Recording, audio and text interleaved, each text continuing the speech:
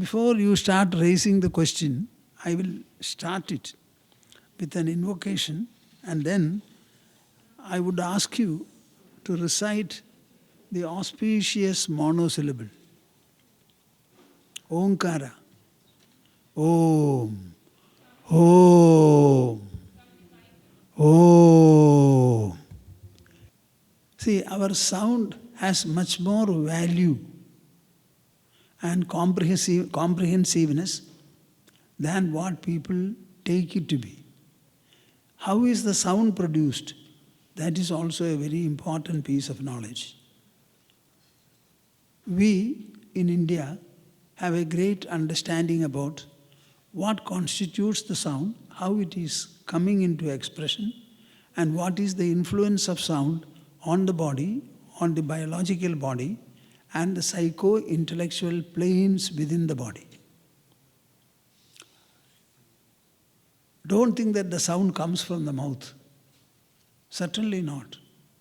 First of all, there is a downward flow from the brain of energy. It goes to the umbilical cord, lower abdomen. From there it starts. We use words like nabhi, that is the umbilical cord.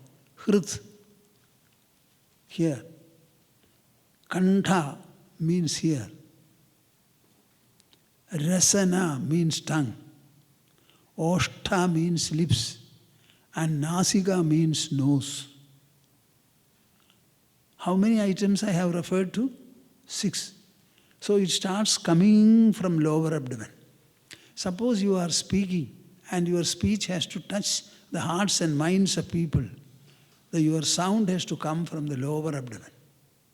If you start just moving the lips, it will have no effect. Now this development is something very important. Such a sound is not merely heard by the hearers, they are heard by us also. Till it touches the eardrum, it is sound. Thereafter, electrical pulses are sent by the ears to the brain centers. And there the experience and knowledge are generated. So you can imagine, it is not merely for others to hear. It is equally for us to hear and absorb. So we can sit in a place, alone preferably, close your eyes. If you are sitting like this, interlock your fingers, and then you can produce the sound, Omkara.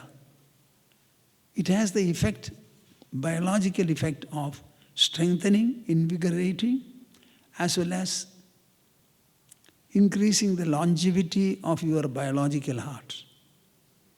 It is also capable of activating some of the organs in our body, particularly the pineal gland, the secretions of which are very much essential, indispensable for the functioning of the body and maintaining and keeping up the health.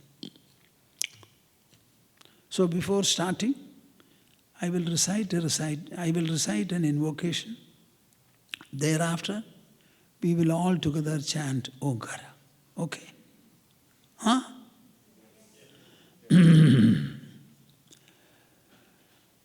Madhya hridayakashe sadanandamayo guruhu udetu satatam samyak swatmananda prabodhakaha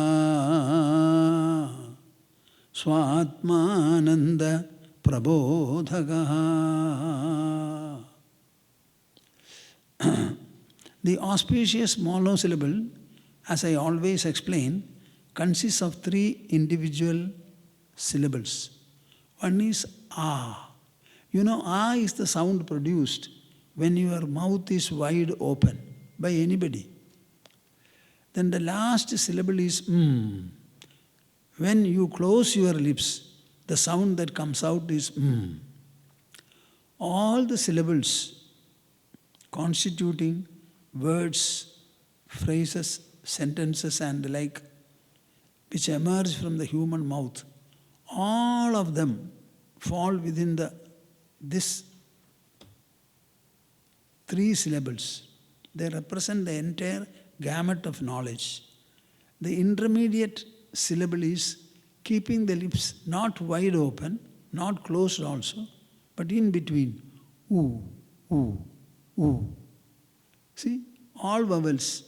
E, A, I, O, Au. All are intermediate. So it is represented by U. So A plus U will become O in Sanskrit. And then you close your lips, adding the humming sound. So it becomes O. You can pronounce it very well. O.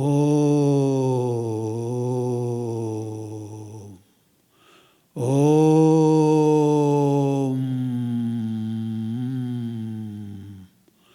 Om.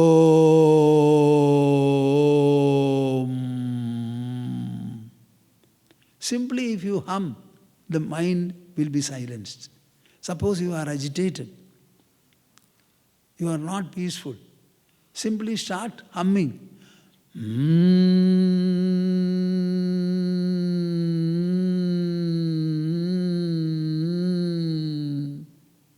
Because it silences the mind.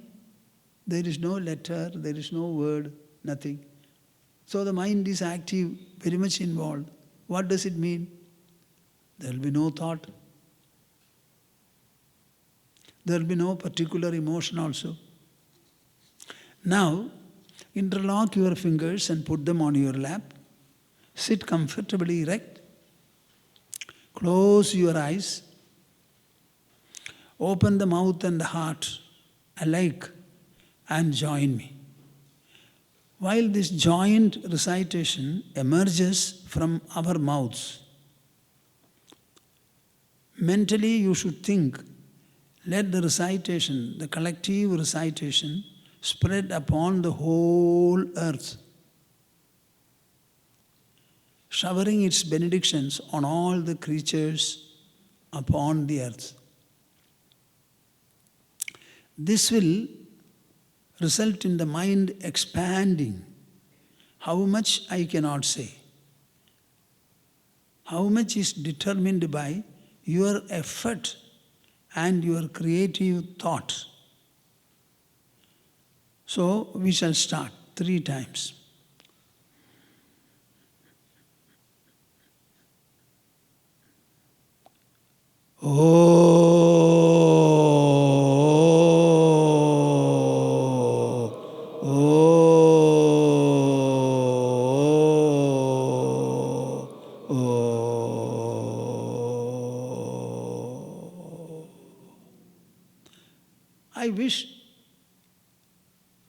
I wish that it is louder. So many people are seated, I am not able to hear you all well. So put all your energy, all your fullness into it.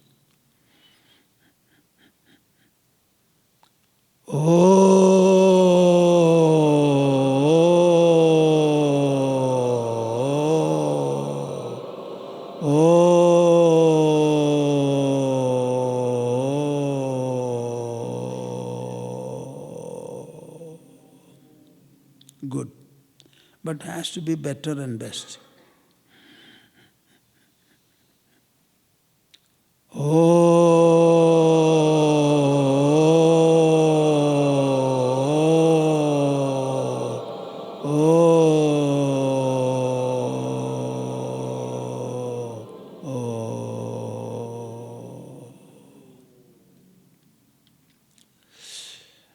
I would like you to know whether it is an interactive session or a lecture in the way of an exposure for the listeners. Understand that we call it a Satsang. It is an association with Sat. The word Sat means truth. What is truth? Truth is that which remains changeless in the past, in the present, and in the future. Whatever changes is not at all true, is not at all real. Your body is changing, the entire world is changing, all the object world, including its constituents, are subject to change. In order to survive, there must be changes. I emphasize the point that one day our sun, which gives us light and heat, will become cold. Because what transforms into heat and light will be exhausted there in the sun. We may not be alive at the time. We may not know about it also. But it will become cold. And that is a great change. Our body, which is surviving, it grows up to the age of maximum 21 years. Thereafter it is declining. Those who have completed 21 years here understand that your body is already declining. It does not remain full. It grows, then declines. So everything is changeful. Therefore, it is not real. It is not the truth. So every day when you wake up in the morning, continue to be wakeful and active for about 16 hours of the day. Thereafter you go to sleep. The wakeful interactions are always with your body and senses. On the other hand are the world objects. These interactions are always with the unreal, not the truth, but with the untruth. Now where will you have an interaction with the truth? That is provided by us in the Satsang. A man who knows the truth, he will always be speaking about it. He does not have anything else to speak at all about. So what you have in the presence of somebody like me, like them, it is an association, an interaction with truth. So it is called Satsanga. So you will hear from me only the truth and factors and contributions which will lead you to the supreme truth. And where does the supreme truth reign? It reigns everywhere as the substratum, mark my words, of all changeful factors in the whole world. A thing cannot change unless it is supported by an unchanging base. So wherever there are changes, there equally reigns the changeless substratum also. You are only seeing the changeful elements, but our senses have no power to access that substratum which is not visible, which is not gross. Then will you be able to understand it? Yes, we can understand it with our intelligence. You have a body, you know. The doctors know all about it, you don't know.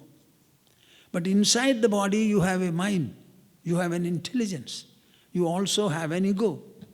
So I have named 3 factors: mind, intelligence and ego. I describe these in this manner: emotional mind, rational intelligence and assertional ego. These are the 3. How do you know that these are there? Your senses do not point to them. They cannot access them at all. Nevertheless, we know that we have a mind, we have an intelligence, we are reasoning. A thought has come, a memory has come, a reason has come. And we are employing the mind, employing the intelligence, employing the ego also. So we have a perception other than the sensory perception. In fact, all perceptions are inward. No perception is at the level of the senses. I see a tree. The tree stands there. I am sitting here. The tree doesn't come to me, I don't go to the tree. Nevertheless, I see and comprehend the tree. Tell me, where is this perception? The mind employs the eyes and it takes an imprint of the tree. That imprint is a mental imprint. Mental imprint means my mind is inward, internal, inner, then the imprint also is internal, inner. So the tree I see is not the physical tree as you are imagining. It is only a mental imprint of the tree. Of your own body, you only have a mental imprint. So all perceptions are inner and internal. Can you deny my statement? Huh? Mind you, all of you are intelligent. Intelligent knows only knowledge. All its efforts and outcomes are knowledge, knowledge and knowledge. So when I expose to you something in the way of knowledge, I will not allow you not to be receptive. Then disown your intelligence, mortgage it. As long as you have intelligence, it has to be employed. And there is nothing that cannot be known by the intelligence. Because intelligence itself is not objective, not physical, not material. It is a spiritual factor, a spiritual stuff. So it is capable of knowing through the senses the external world, the world, gross world of matter. And without the senses, it can equally intuit, experience the subtle phenomena also, including the subtlest, if you can call, the supreme truth. Now, I am ready to face your questions. So Swamiji, in relation to what you had just said, is there a tree apart from my perception of it? The evidence for the tree is your perception. When will you call that a tree? When you have the perception of a tree. Does the perception proceed from an object or it proceeds from the perceiver, the subject? Who is first there? The perceiver. Only when the subject perceiver is there, he can give rise to, or it can give rise to, perceiving as a process. So the perceiver giving rise to perceivingness, resulting in object of perception. It is like thinker, thinking and thought. So the perception, though it is an objective perception, that it is objective is the knowledge that you get from your own mind. The mental imprint, that is on the basis of which you say there is a tree. So in the absence of the perceiver and the perceiving process, there cannot be a perception at all. Now, besides our perception, whether there is a tree there or not, why should you ever bother about it? Now, the world is not full within your perception. There are a number of celestial bodies where there may be or may not be life. Are we concerned about it? See, for about 12 hours of the day, here it is more, I think, the sun is bright. Thereafter the sun sets. Everything becomes dark, you don't see anything. So when the light is there, you see and you feel concerned. When everything is covered by darkness, in what manner are you concerned with it? So to see the objects, you need light. That is why we have all this illumination. So besides perception, whether there is a tree or not, it cannot be said by the perceiving human. Okay? Very good. I compliment you. The next question is, how do we accept and process the negative events in the world, such as war, poverty, and famine? When the world was, first of all, born, say the earth came into its orbit, were there human beings there? Or were there beings? No. At some point of time, water entered the earth from the space. And that initial water gave rise to some plants and some plants, I should say, creepers and the like. Gradually, perhaps, life evolved. And after the evolution of life, maybe, at one point of time, human beings also came into existence. Was there anything like poverty and war at that time, before humans came up? Only after humans sprang up.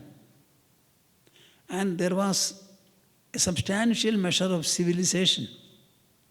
The question of conflicts, competition, jealousy, intolerance, all these are emotions of the human mind.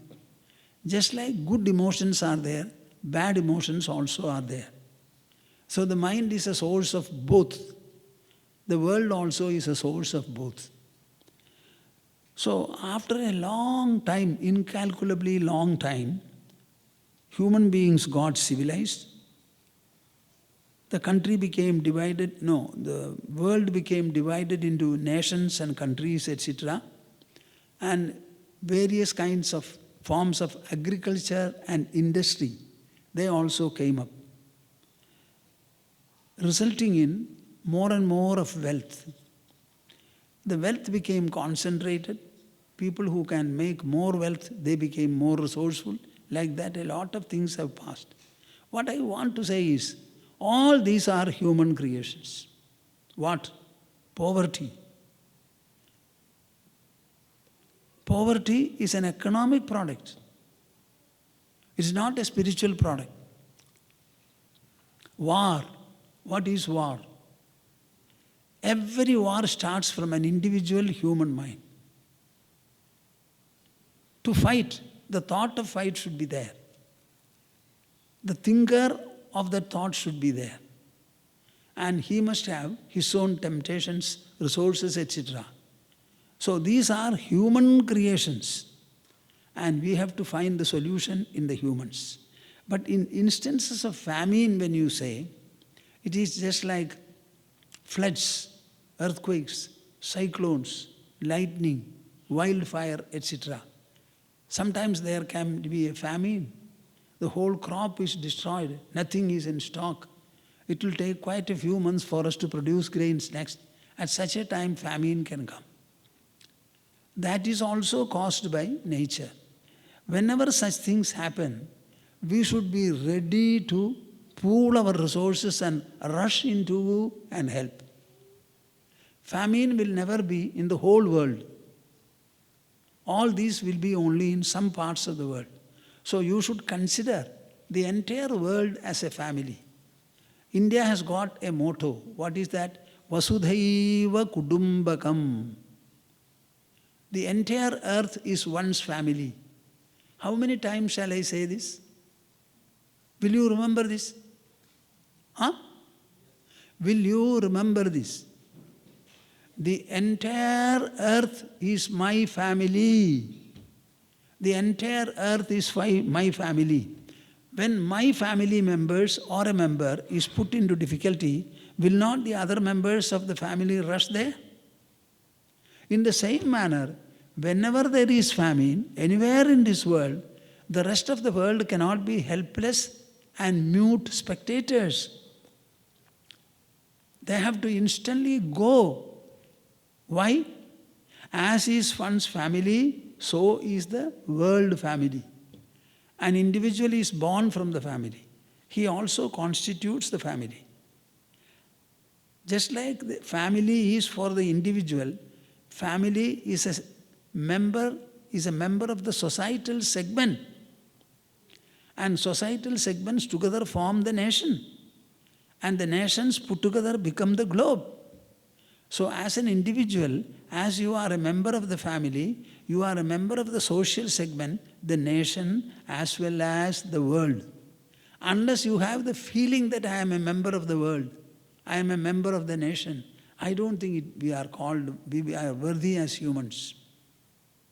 So we should pool our resources, and whatever methods can be adopted in order to mitigate them and even make them extinct, we should try.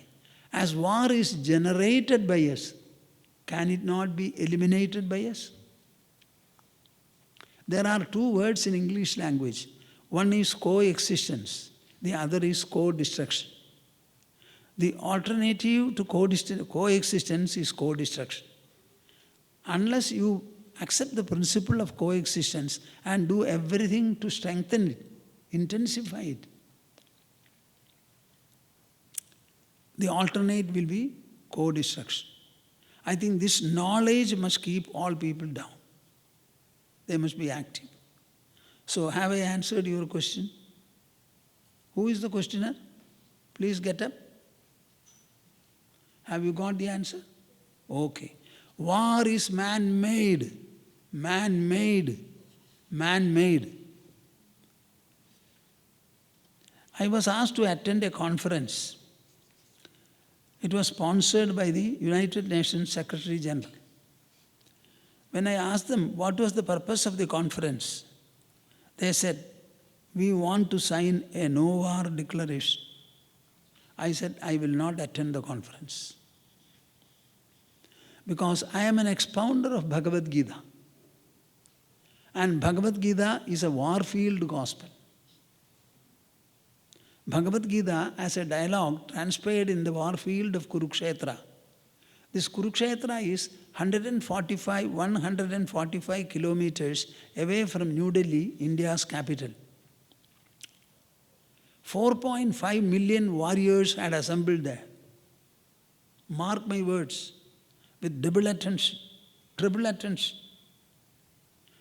All the 4.5 million warriors who were present were individually resolved. They have come out of their individual option. What for? To fight and kill, or to fight and get killed. Nobody was prepared to go away from the battlefield, either winning the war, liquidating all the opponents, or fall dead. So what was the wrong in fighting the war? They have come only to fight the war and fall dead or go back after destroying the enemies. Nobody wanted to return otherwise. In 18 days, 4.5 million minus 10, all of them were slaughtered there. And there was no drop of tear from anybody. Kunti Devi, are you interested in listening? Kunti Devi sent a message before war through Sri Krishna. Go and tell my sons. Shall I stand up? Because I want you to hear this very well. Tell my sons. One is Bhima, a glutton. He eats a lot. Another is Dhananjaya, Arjuna. He always wanted to win and be glorious. Tell both of them. Yadartham kshatriya sude tasya kaloyam agataha. For what purpose a fighter lady, kshatriya lady, gives birth to a male child? The time has come to prove it. This is my word to my children, she said. What does it mean? Should they fight or not fight? You are still in doubt? Huh? I won't proceed. This is what the mother sends as a message to Arjuna and Bhishma. Yad artham kshatriya sude. For what singular purpose a kshatriya lady, a fighter lady belonging to that fighting class, delivers a son. That purpose, that mission is to be fulfilled now. So get up. This is the message. So tell me whether war is optional or not. Where are the wars fought? Individual minds. Trees do not fight. Animals fight, but not like human beings. It will not destroy the world. We alone fight. So the purpose why I did not go to United Nations was, I have been expounding this gospel. And it says, Krishna says, therefore Arjuna, you should fight. Therefore you fight. Therefore you fight. From so many platforms I have thunderously explained all these messages. Such a person, how can he be a party to signing a no-war declaration? As long as war machineries, war equipments, war ammunition are manufactured in the world, there will be the resultant called war. Stop manufacturing ammunition. Stop giving guns. Stop manufacturing guns. There will be no war. Maximum with sticks, etc. Am I clear? Am I clear? I am not. I should have asked, is it clear to you? So, I don't want to hurt you, so I say, am I clear? Are my words clear? Is the message clear? Have you got it? Don't raise your little finger unnecessarily. Okay. What are some of the most important things to learn and keep in mind on a daily basis when we are in our 20s?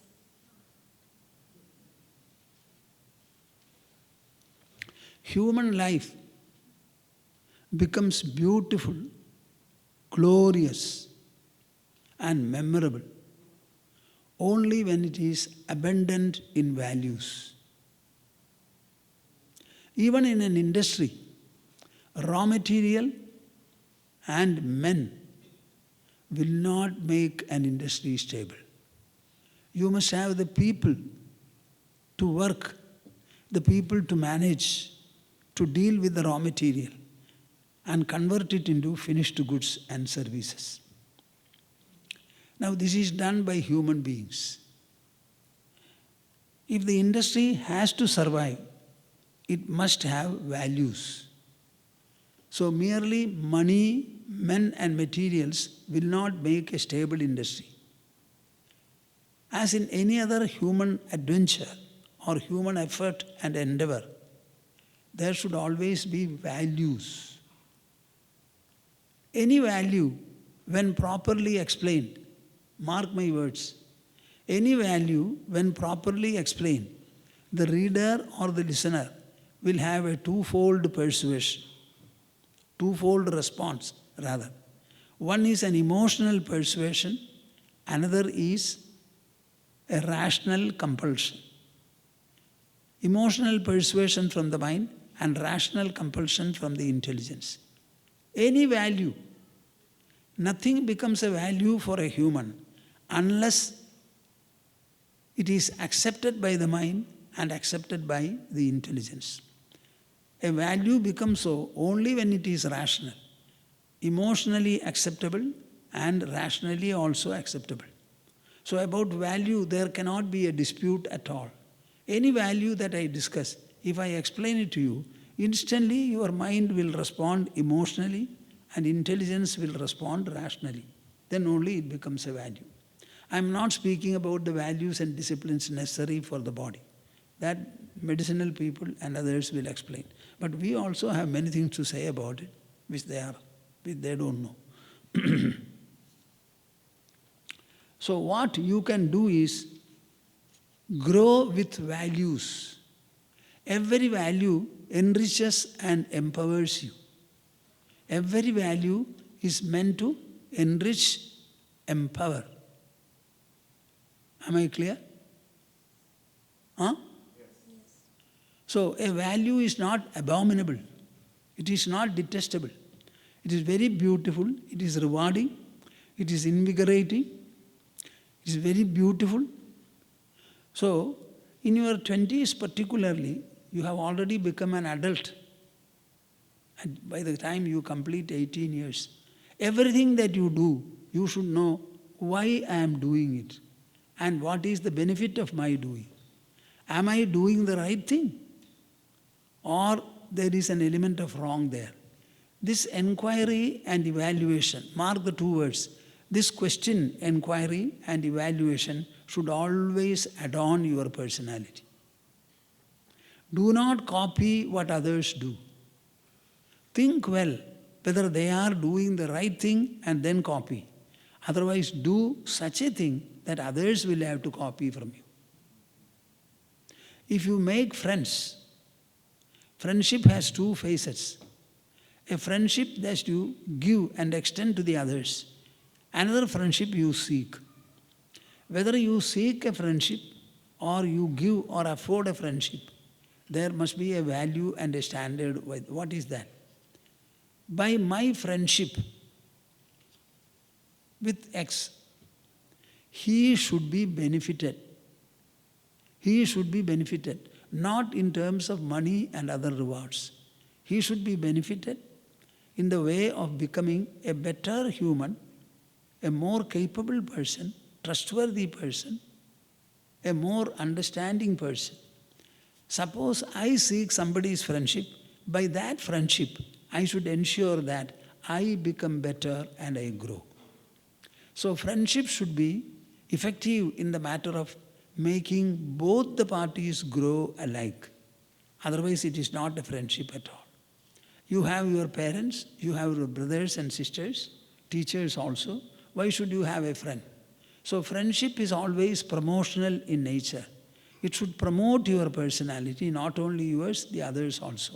Suppose you tell something good and your friend is not listening to, simply drop your friend.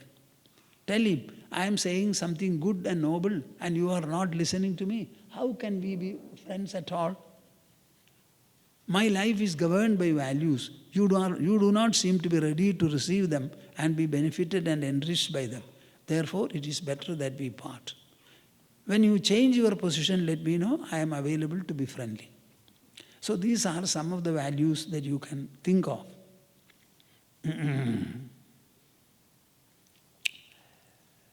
Words like, I speak a few words now. Commitment, dedication, attention, reliance, confidence, exclusiveness, resilience, power of assimilation. All these are words. All of them refer to the mind. Nothing refers to the body. You complete your growth, physical growth, at the age of 21. That is the time you become an adult.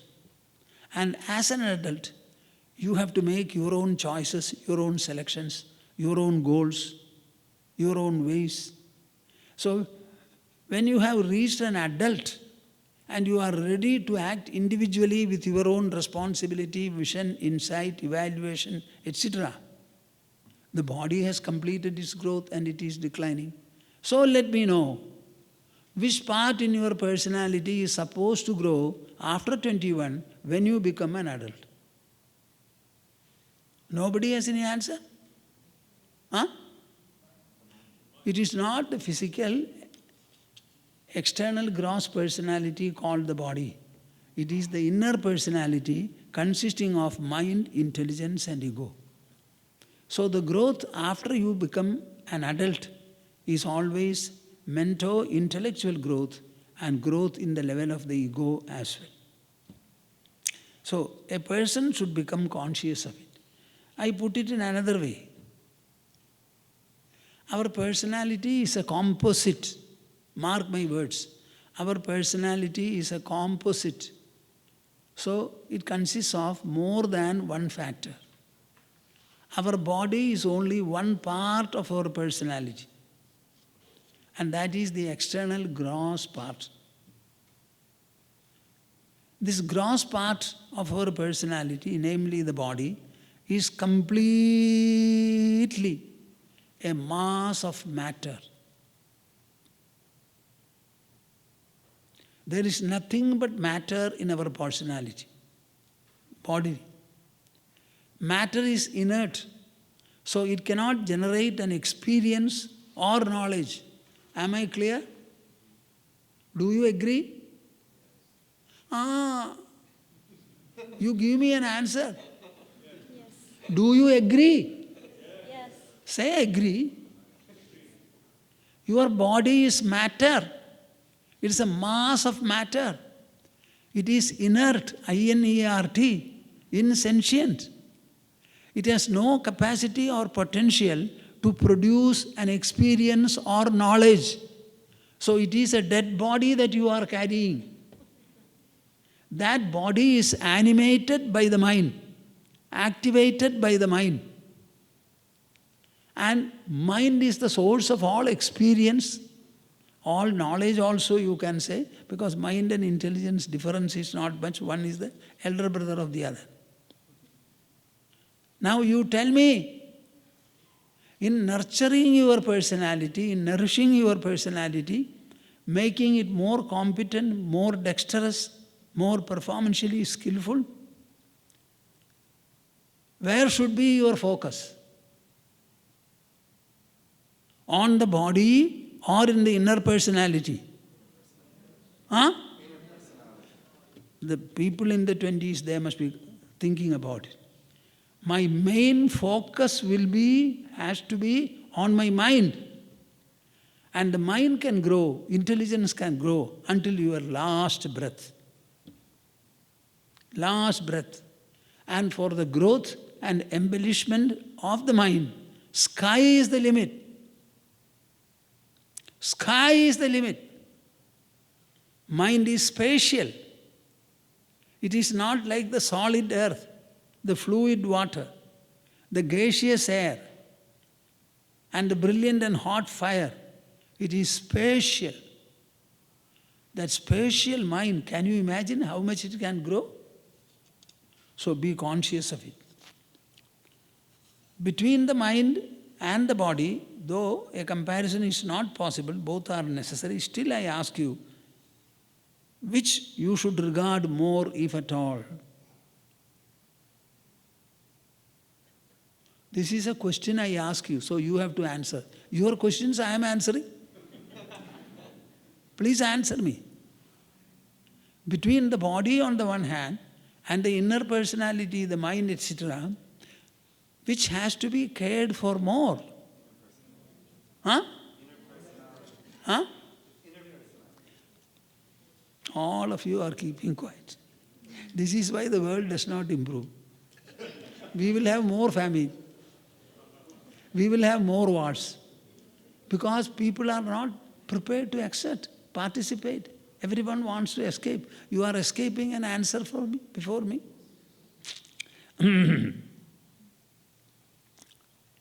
So the mind has to receive more importance. In the 24-hour day, I have calculated and I have found we are spending about 2 to 2.5 hours to feed, nourish and look after the body. Do you agree or not? 4 times you eat, 1 or 2 times to take bath. So you should not speak only for America. Perhaps they don't take bath for 3 days. It's a cold weather, not California. So in tropical climate, etc., we have to take bath at least twice, if not more times. So taking bath, answering the calls of nature, dressing, shaving, feeding, etc., altogether it is 2 to 2.5 hours. Correspondingly, do you try to spend any time for nourishing the inner personality? Answer me. Huh? You use your mind. You exhaust the mind. You use your intelligence. Only spending is there. There is no earning. So at least half an hour a day, you try to nourish your mind and your intelligence. How this nourishment can be done? Mind's nourishment is emotional nourishment. So you should have a sufficient measure of benign, benevolent, beneficial qualities, emotions. What are the primary emotions? Love, sympathy, and sacrifice. You must have love for people. You love your body. That is not it. You should love your mind. You should love your inner personality. And extend your love as much as possible. First of all, to your mother, father. You appreciate the mother. She was doing everything for you. When you grow in age, you should try to help her by relieving her from many chores. Washing vessels, this, that and all. In America, I think people do it. But in India, we don't generally do it. We have to tell them. So you should... It's not enough. My dear mother, I love you. What of it? Try to help her in whatever she does. Be sympathetic and sacrifice in terms of time and other resources. So love, sympathy and sacrifice are the primary enrichment for the mind. All the other emotions are derivations from these, multiplications from these, extensions from these. This is one. So mind grows by thoughtfulness and emotion. Intelligence grows by introspection. What? Every day, before going to bed, or at least lying on the bed, spend at least 15-20 minutes on introspection. What will you introspect on? Maybe a new subject of knowledge, or one thing you can introspect upon. How did I spend the day? Have I done it well? Did I err anywhere? Was I lazy? Was I insufficient in any area? Think about it. Where you were wrong or inadequate. So this introspection and evaluation should be done. Every day you do it, the process will be enriching your mind, enriching your mind. Do introspection for 1 month and then write to me or speak to me, telling, Swamiji, I have done this introspection and these are the patent benefits I have. Or negative developments, whatever it may be. So this introspection is very important. I will conclude the session from my side with a beautiful statement from Yogavasistha Ramayana. Because I always like to speak on the basis of our own Indian writings. I never quote anybody else in this world. So, Sri Rama, a prince who later became a king, he was 16 years old. After he completed his lessons on archery, the use of bow and arrow, weapons, etc., it was over. So he sought his father's king's permission, Dasharatha's permission, to go on a pilgrimage. Rama had not moved out of the boundaries of Ayodhya palace. For the first time, he stepped out. Along with a retinue, he went. He visited all the places in the subcontinent of India. He had a lot of expectation. What was the expectation? I will meet good, noble and great people. Good, noble and great people. But the picture was different. He came back and started lamenting. He only had dejection, despondency and disappointment. He bewails, saying that, I am not able to meet a good man even in my dream, he said. So he stopped taking baths, going to his parents and prostrating before them, seeking blessings, never greeted friends. Because he was a prince, nobody has access to him. And father and mother also could not do anything about it. Because it was not a normal development, very strange.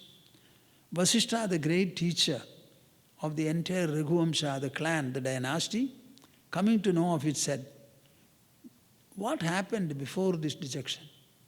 Then the father said he went on a pilgrimage with my permission. I permitted him to go. Oh yes, this is not for you to treat. It is for us. Call him. So Rama was called. Vasishtha asked him, my dear son, what is your trouble? For what are you disappointed? So he has described the whole disappointment that he had. It is worth reading. You don't know the world, you only know the newspaper world, the channel world. But you don't know the world, the inner workings in the humans, how the mind is working. Is there any report about the human mind in whatever you read? What are the tendencies that activate the mind, impel the mind?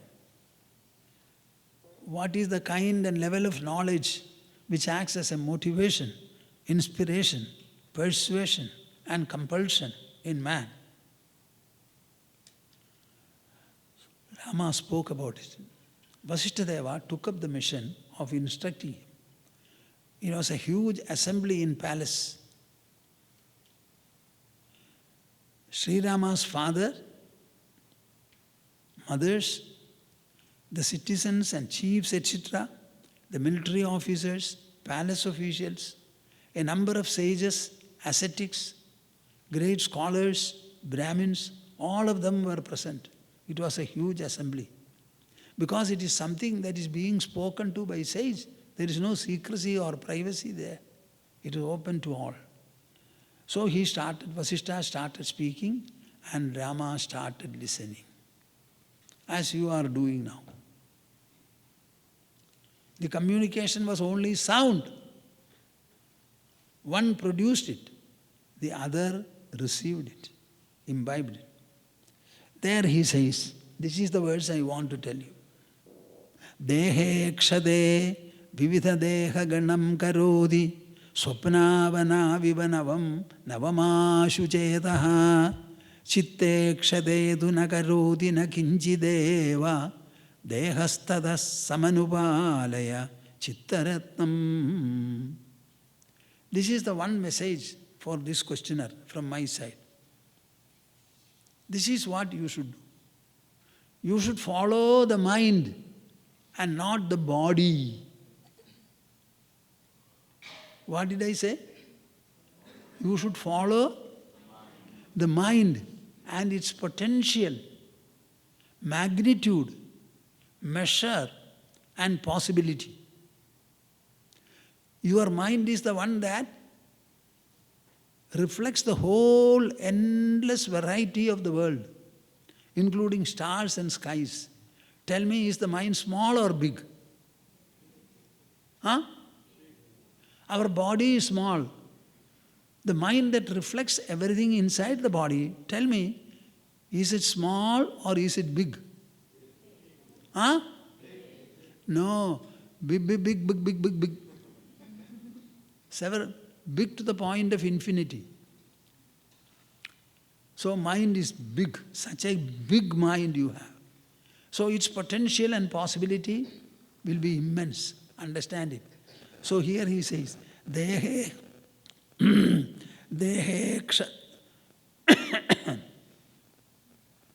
kshade vividha deha ganam karodi swapnavana viva navam navamashu chetaha.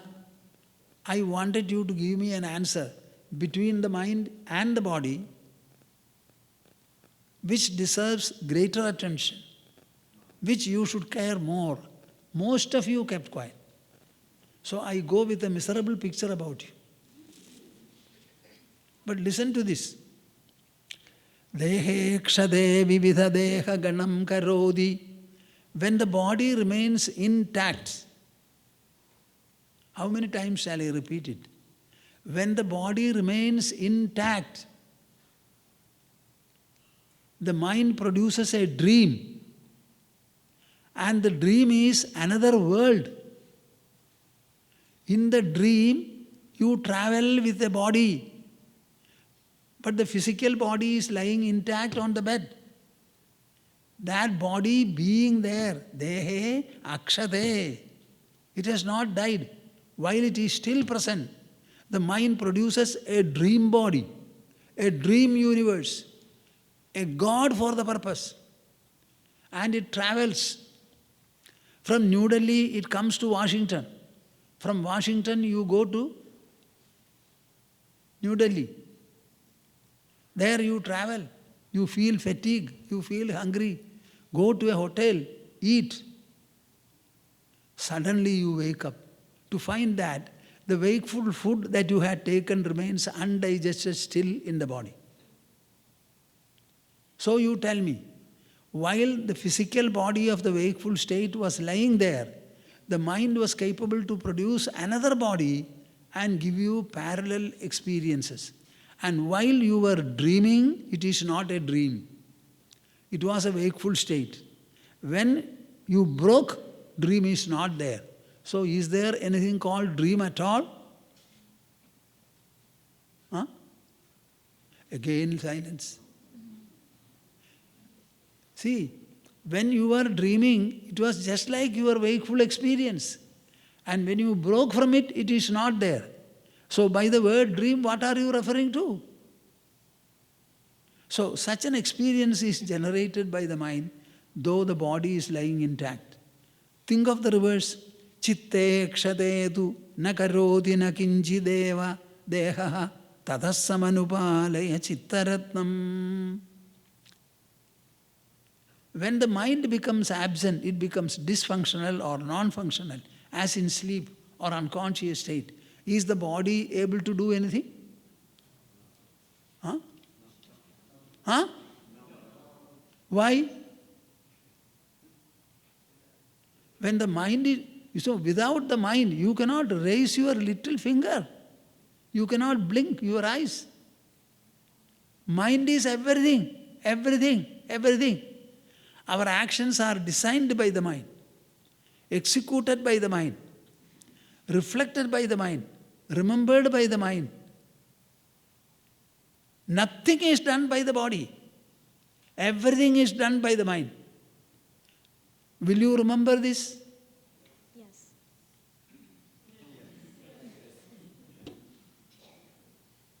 So shall I tell myself, was my presence here and interaction with you effective or not? What is the answer I carry? Yes.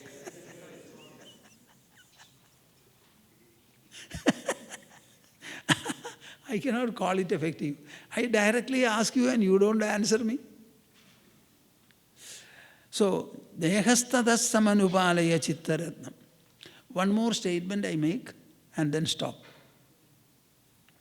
Udyamam sahasam dhairyam buddhi shakti parakramah shadede yatra vartande tatra deva sahaya grih. We refer to God, believe in God implicitly. And we feel God will. Sometimes you say, He did not. Please don't say all this. You don't understand God. Then why do you say, I believed in God and He did not do, etc.? Have you understood Him? Where God will work, where God can do anything. If He starts doing everything in the way people ask Him to do you think what will be the plight? Suppose there is a war. Both parties will refer to God, seek His blessings. Whom He will bless? You tell me. So God has instituted so many systems and procedures and everything goes on according to them. So here are the points. Udyamam sahasam dhairyam buddhi shakti parakramaha. There are 6 items mentioned here. Udyamam means hard effort, dedicated effort, perseverance. Sahasam, a measure of adventurism, heroism should be there. Dhairyam, courage.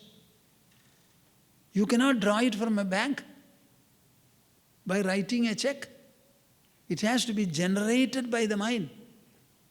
And our own self, the I, is the source of it. Buddhi, a good measure of refined intelligence. Shakti, believing in your own power. You have 2 hands, 2 feet, 1 mouth, a pair of eyes, ears, etc. Use them discreetly, liberally. Parakramaha. There, when necessary, you should not be meek, submissive. When necessary, you should be able to show resistance. In a democratic world, acceptance and rejection are in the hands of the people. So democracy survives only when there is eternal vigil from the people. So you cannot be lacking in that. When these six qualities are there, tatra deva sahaya grih, there alone God comes to your help. Saying God, God, God, God, don't be lazy. You have to be discreet, you have to be effortful, persevering, you have to be dedicated. Sometimes exclusive dedication is called for, unswerving dedication. These are qualities our mind can develop. Think about a quality fondly, automatically it grows on you, grows in you. Is it clear? Huh? Okay. I shall conclude the session with an invocation, and finally all of us a one-time joint Onkara recitation. Then we shall disperse. Disperse means food is waiting for you.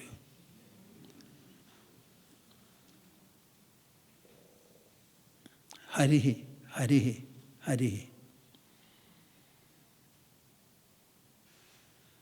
संवेद्यवर्जितमनुत्तममेघमाद्यं संवित्पदं विकलनं कलयन् महात्मन् हृद्येव तिष्ठ कलनारहितक्रियां तु कुर्वन् अकर्तृपदमेत्य शमोदितश्री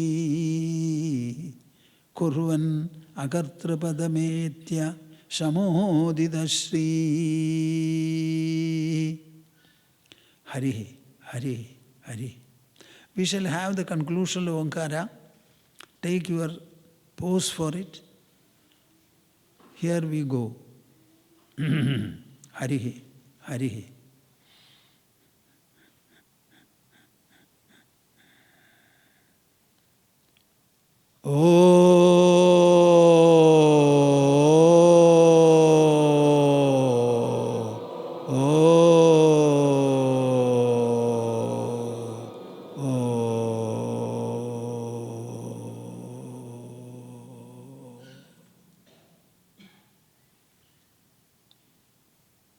Harihi Om Tats. Jai Guru. Jai Guru.